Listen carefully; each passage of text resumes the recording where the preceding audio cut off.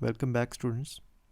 आपकी इस वीक की असाइनमेंट ये है कि आपने एक मॉडल को एक इनफॉर्मल या कैजुअल पोज में ड्रॉ करना है। मीडियम 4B पेंसिल होगी और सरफेस 20x30 ड्राइंग शीट है।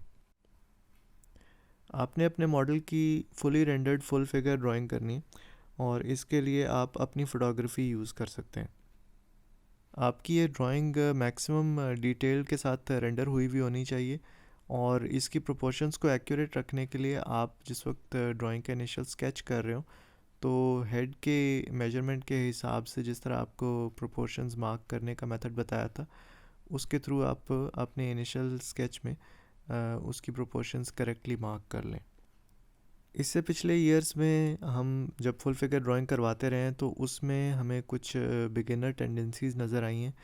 जिनको मैं मेंशन करूँगा कि जिनके बारे में आपको थोड़ा केयरफुल रहना चाहिए। हमने ये देखा है कि जिस वक्त स्टूडेंट्स क्विक स्केचिंग कर रहे होते हैं उस वक्त उनकी प्रोपोर्शंस ज़्यादा एक्यूरेट होती हैं, लेकिन जिस वक्त वो फाइनल ड्राइंग बनाने लगते हैं तो उसमें कुछ ख़ास पैटर्न्स हैं जो हमें नज़र आ रहे हैं। उसमें एक चीज़ ये होती है कि हाथ और पाँव छोटे हो जाते हैं, मॉडल के जो शोल्डर्स हैं वो ज़्यादा स्क्वायर बन जाते हैं और हेड जो है उसमें जो फीचर्स वाला एरिया है, मतलब कि आईब्राउज़ या आइज़ से नीचे वाला जो फेस का पार्ट है वो ज़्यादा बड़ा बन जाता है और टॉप ऑफ द हेड जो है वो उसकी निस्बत बहुत छोटा बनता है। तो ये एक बिगिनर टेंडेंसी है जिसको कि चॉप्ड ऑफ स्कल एरर भी कहा जाता है, जिसमें बिगिनर आर्टिस्ट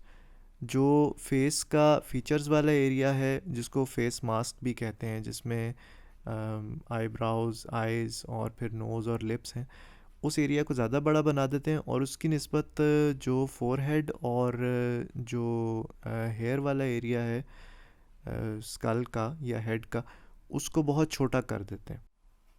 तो फेस की प्रोपोर्शंस के बारे में एक जनरल गाइडलाइन ये है कि फेस का जितना पार्ट आई लेवल से लेके और बॉटम ऑफ द चिन तक होता है उतना ही आई लेवल से लेके और टॉप ऑफ द स्कल तक भी होता है।